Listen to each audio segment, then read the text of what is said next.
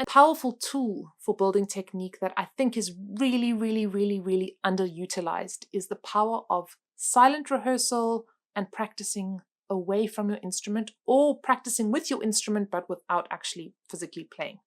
Ultimately, what we're trying to do with our fingers is we're trying to build finger strength and finger independence.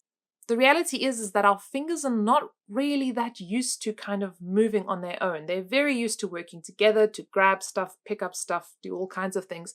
But we need them to all function completely independently and each of them to have a relatively equal amount of strength.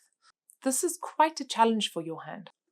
I'm just going to give you the most basic exercises right now, and that is quite seriously just to take your fingers, put them onto your lap like this, let them be in this nice kind of released curved shape, and just tap them one at a time independently, each finger on its own without moving any of the other fingers. So you're really just trying to tap them without moving them.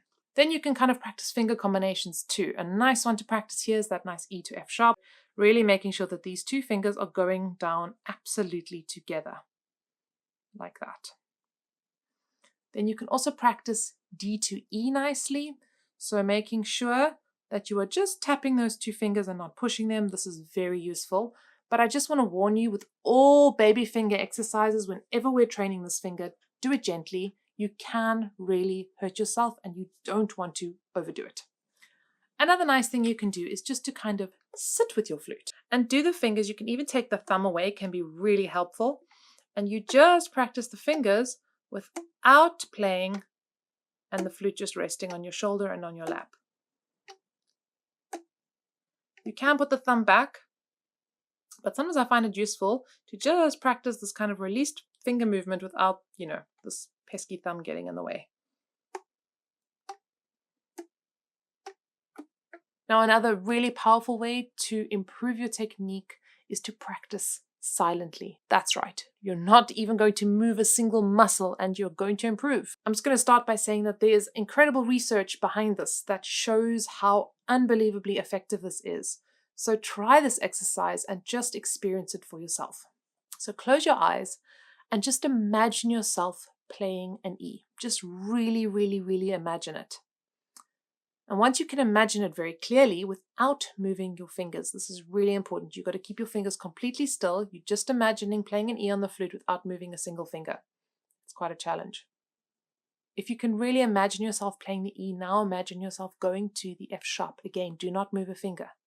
Now go back to the E, back to the F sharp, back to the E, back to the F sharp. The interesting thing is that some of you might even feel like your muscles have almost been moving or like they've actually done some work. And this is because your brain is actually firing instructions to those muscles. It's actually sending the message to move those muscles, even though those muscles are not actually moving. And so what they've shown is that this is as good, if not even better, than physically practicing. You are really strengthening that brain to finger connection. This exercise, along with a lot of these other kind of silent rehearsal exercises, are so great at making sure that only the fingers that should be moving are moving. It's helping you to control the quality of the movement, as well as really making sure that the brain and the fingers understand each other very, very well.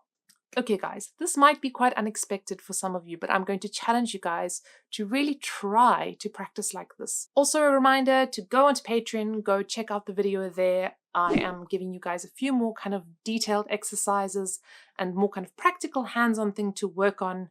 We're just taking this whole process to the next level. And of course, in the technique classes, we go even deeper, and I'm really teaching you there how to listen, working on hand position stuff, working on posture stuff, finger quality, movement, all of that stuff we're working on in those technique classes.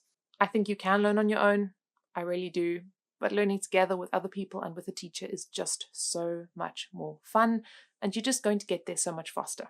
Happy practicing, and see you guys next time.